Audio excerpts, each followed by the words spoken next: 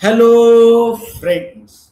दोस्तों, वित्तीय वर्ष 2027 की पहली तिमाही के रिजल्ट अगले हफ्ते से आने शुरू हो जाएंगे और बुल्स और बेयर दोनों ही पक्षों में बड़ी ही उत्सुकता है कि ये तिमाही के रिजल्ट्स कैसे आते हैं, इस क्वार्टर के रिजल्ट्स कैसे आते हैं। क्वार्टर है अप्रैल से लेके जून तक का। अप्रैल से जून क्वार्टर के बीच का रिजल्ट अगले हफ्ते से आना शुरू हो जाएगा। दोस्तों, ये 3 महीने में बहुत कुछ हो गया है। बहुत कुछ हो गया है मतलब आप देखिए कि ईरान अमेरिका वॉर अपनी चरम अपनी परिकाष्ठा पे था।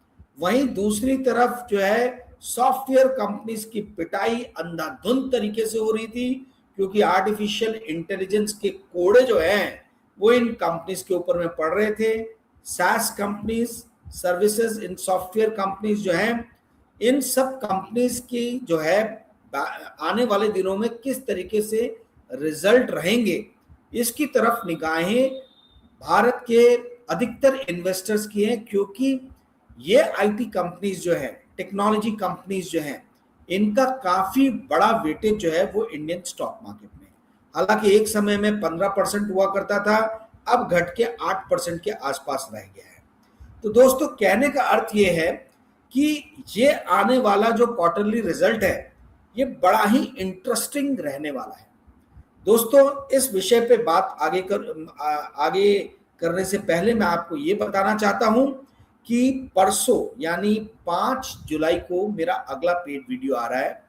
इस पेड वीडियो में मैं बताने वाला हूं कि मैं कहां इन्वेस्टमेंट कर रहा हूं, और ये जो भी मैं इन्वेस्टमेंट कर रहा हूं, जाहिर सी बात है कि जो तिमाही बीती है और जो उसके अंदर में इंटरेस्टिंग ट्रेंड्स डेवलप हुए हैं, उनको मद्देनजर, उनको ध्यान में रखते हुए ही कर रहा हूं। आप मेरा पहले का ट्रैक रिकॉर्ड देख चुके हैं, यदि आप मेरे पेड वीडियोस आपने देखे होंगे तो पिछले पेड वीडियो में यानी कि मई 18 को जो मैंने बनाया था, उस पे मैंने आपको बताया था कि दो कंपनीज रेडिको खेतान और अलाइड ब्लेंडर्स, इन दोनों कंपनीज में मैं इन्वेस्ट कर रहा हूं और मुझे 1 महीने के अंदर में यानी जून 30 तक इन दोनों कंपनीज ने 10% से ज्यादा का रिटर्न दे दिया था। इनफैक्ट रेडिको खेतान में शायद 12% के आसपास हुआ, मैं एग्जैक्ट नंबर ध्यान में नहीं है, पर 10 से 12% के बीच में हुआ।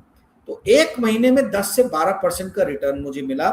मैंने क्यों इन्वेस्टमेंट किया था इन कंपनीज में, इसका रैशनल, इसका लॉजिक मैंने आपके साथ में उस पेड वीडियो में साझा भी किया, और आप में से बहुत सारे लोगों के रिक्वेस्ट पे, डिमांड पे मैंने उस पेड वीडियो को सार्वजनिक भी कर दिया।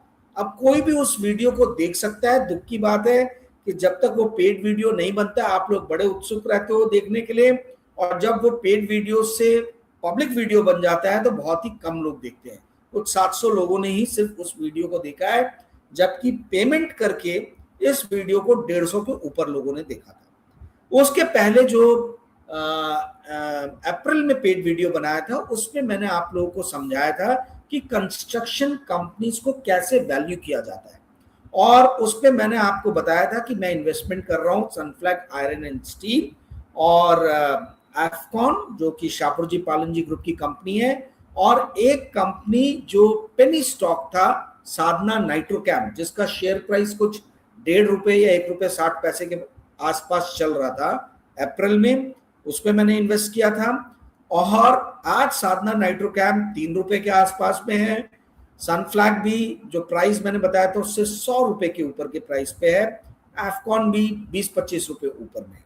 तो दोस्तों, खैर ये मैं इसलिए बता रहा हूं क्योंकि मैं जहां भी इन्वेस्टमेंट करता हूं, मैं वो लॉजिक और रैशनल आप लोगों के साथ साझा करता हूं। जो देखना चाहते हैं वो लोग देखते हैं। मैं आपको पहले बता दूं, मैं सेबी सर्टिफाइड इन्वेस्टमेंट एडवाइजर नहीं हूं, इसलिए मेरी बातों को आप फेस वैल्यू पे ना लें। मैं सिर्फ आपको अपनी कहानी बताता हूं, और मैं मेरा रिसर्च के बेसिस पे मैं क्यों इन्वेस्ट कर रहा हूं, क्या रैशनल है, वो मैं आपको बताता हूं। अब वो हर बार जरूरी नहीं है कि बहुत अच्छा रिटर्न ही दे, जैसे साधना डबल हो गया या सनफ्लैग ने 40-50% का रिटर्न दे दिया है पिछले 2 महीने में। तो हर मेरा इन्वेस्टमेंट जो है वो हमेशा टारगेट पे लगता है और बहुत अच्छा रिजल्ट देता है, ऐसा नहीं है। कई फ्लॉप शोज भी हुए हैं। फ्लॉप शो में एक बड़ा फ्लॉप शो रहा है हैंगसेंग टेक ईटीएफ, जो पिछले साल मैंने कहा था कि मैं इन्वेस्ट कर रहा हूँ। 24-25 रुपए का उसका प्राइस था उस टाइम में, जो अभी घट के 21 रुपए, 21.5 रुपए के आसपास हो गया। ऐसी एफएमसीजी ईटीएफ मैंने बताया था, वो 57 रुपीज पे बाय किया था मैंने, अभी 54-53 रुपीज के आसपास में चल रहा है। तो जरूरी नहीं है कि सारे ही जो है वो प्रिडिक्शन सही जाए, बट अगर 80%, 70%, 60% भी प्रिडिक्शन सही जाता है, मेरा प्रिडिक्शन नहीं कहना चाहिए, रिसर्च बेस्ड जो है मेरा, उसके हिसाब से जो इन्वेस्टमेंट कर रहा हूं, तो that makes a good return. Anyways, ये तो सारी बातें हुई पेड वीडियोस के ऊपर में। आप में से जो भी देखना चाहे वो मुझे 9860317209 पे व्हाट्सएप मैसेज भेज सकता है। पेड वीडियो की फीस है 1500 रुपए। यदि आप पे कर सकते हैं तभी कृपया करके आप मुझे व्हाट्सएप मैसेज करें। अभी तक 106 लोगों ने, 106 लोगों ने अभी तक रजिस्ट्रेशन करा लिया है, एडवांस में पेमेंट कर दिया है। आप देखना चाहें तो आप भी मुझे व्हाट्सएप मैसेज भेज सकते हैं। अब आते हैं आज के मुद्दे पे। दोस्तों, ये क्वार्टर का रिजल्ट कैसा रहेगा, इसके ऊपर में बहुत कुछ डिपेंड करता है। मतलब ये आगे आने वाले दिनों में स्टॉक मार्केट की रूपरेखा और तस्वीर जो है वो बहुत कुछ इस फर्स्ट क्वार्टर के रिजल्ट के ऊपर में डिपेंड करता है। अब मैंने आपको कई बार अपने पेड वीडियोस में बताया है कि इंडियन स्टॉक मार्केट जो है वो अमेरिकन स्टॉक मार्केट का पिछलग्गू है। जैसा अमेरिकन मार्केट रिएक्ट करता है, जो चाल चलता है, लगभग वैसी ही चाल जो है वो इंडियन स्टॉक मार्केट भी करता है। मैं भूल गया, बट मैंने कहीं आर्टिकल पढ़ा था कि 0.7 से 0.8%, यानी मतलब आप 0.7 to 0.8, यानी 70 से 80% जो है वो कोरिलेशन है। यानी इतना, मतलब लगभग आप ये समझ लीजिए कि 3/4 टाइम्स जो है वो हमारा मार्केट वही रूपरेखा दिखाता है, वही दिशा पकड़ता है जो अमेरिकन मार्केट पकड़ रहा है 75% ऑफ द टाइम। ठीक है, 25%, 1/4 जो है वो एक्सेप्शन है। अब अमेरिकन मार्केट में क्या हो रहा है दोस्तों? अमेरिकन मार्केट में जो कंपनीज ने क्वार्टरली रिजल्ट देने शुरू कर दिए हैं और काफी सारी कंपनीज के क्वार्टरली रिजल्ट आ गए हैं, उन सभी कंपनीज के बहुत ही अच्छा, आप कह लीजिए कि बहुत ही अच्छा उन्होंने परफॉर्म किया। उसमें से एक कंपनी माइक्रॉन, इसके बारे में मैंने जिक्र किया था अपने परसों के वीडियो में। माइक्रॉन ने एक क्वार्टर में इतना प्रॉफिट बनाया है जो उसने आज तक अपने पूरे एक साल के इतिहास में कभी भी नहीं बनाया। तो सेमीकंडक्टर और एआई कंपनीज जो हैं उन्होंने जबरदस्त परफॉर्मेंस जो है वो देना शुरू कर दिया है।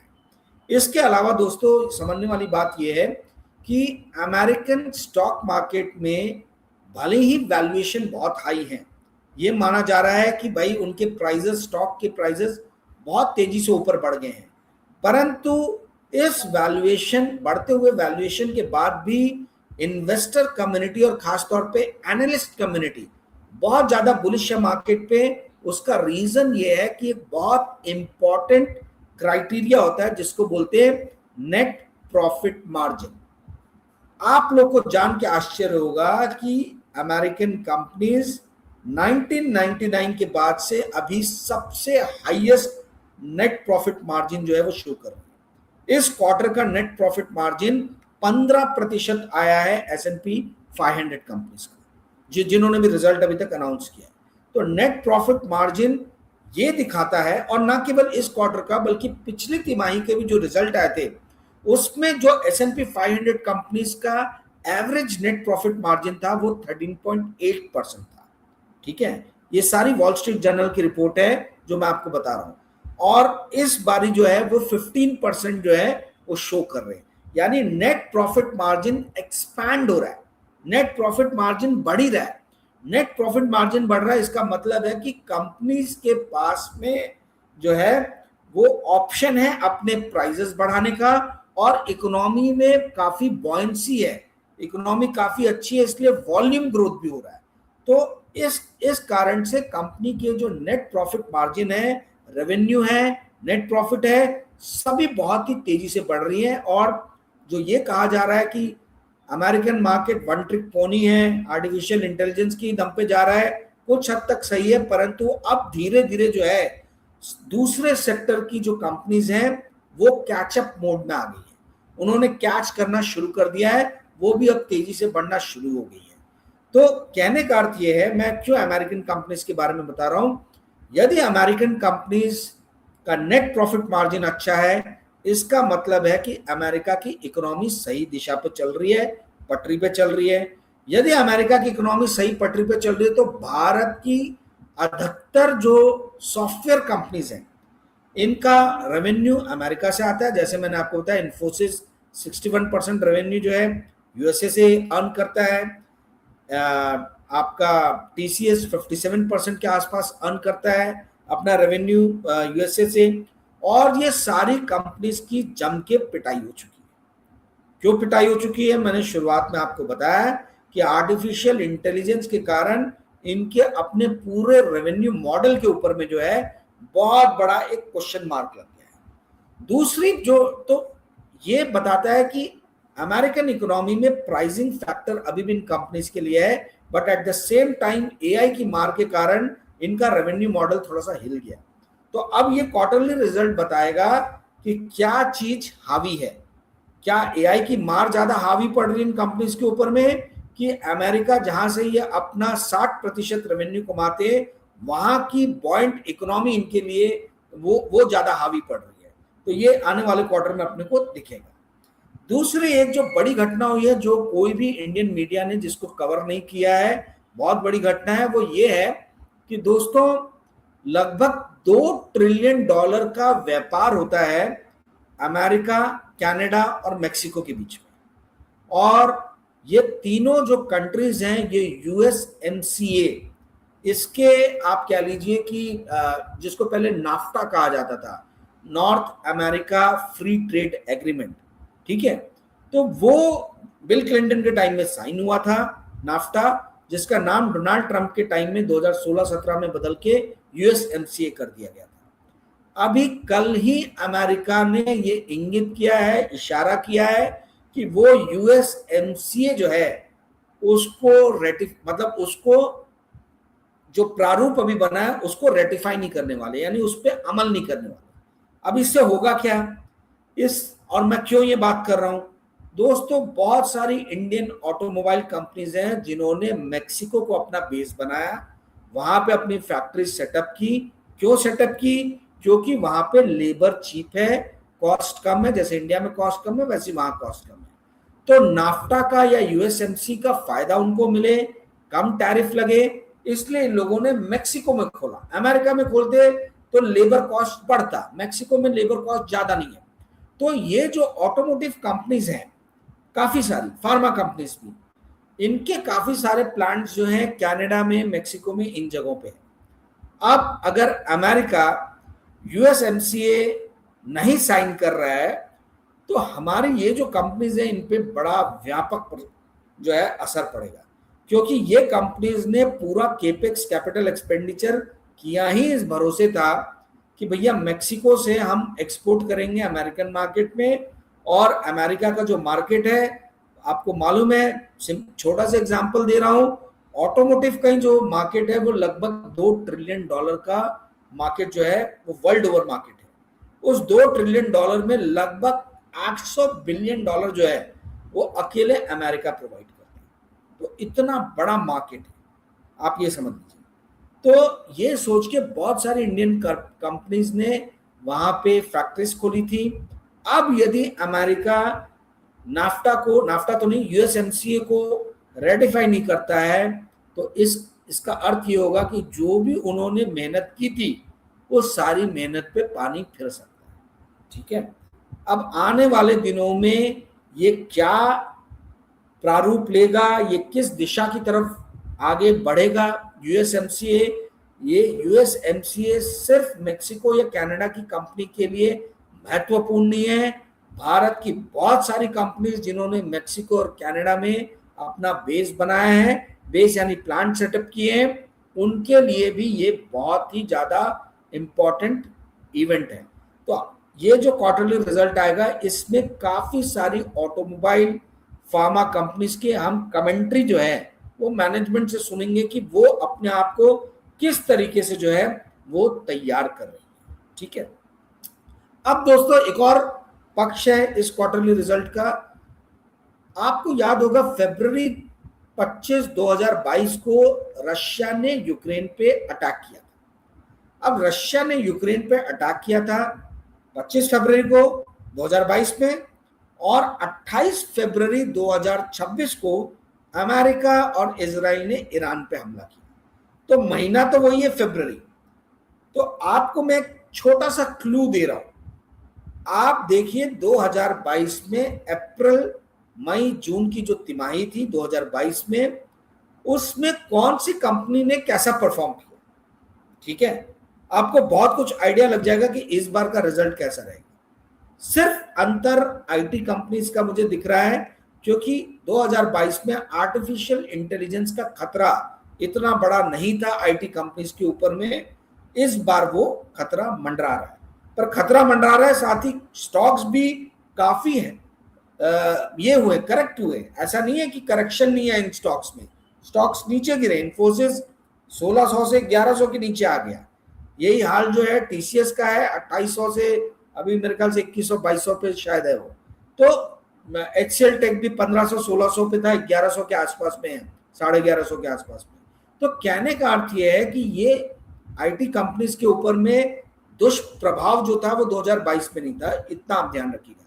बट बैंकिंग हो गया, ऑयल एंड नेचुरल गैस हो गया, फर्टिलाइजर हो गया, कमोडिटीज हो गया, इन कंपनीज ने अप्रैल मई जून 2022 में कैसे रिएक्ट किया था और अभी वो कैसे रिएक्ट कर सकती हैं, ये उस टाइम का रिएक्शन यदि आप नोटिस करेंगे तो आप अभी की उनकी चाल को शायद थोड़ा बहुत समझ पाए।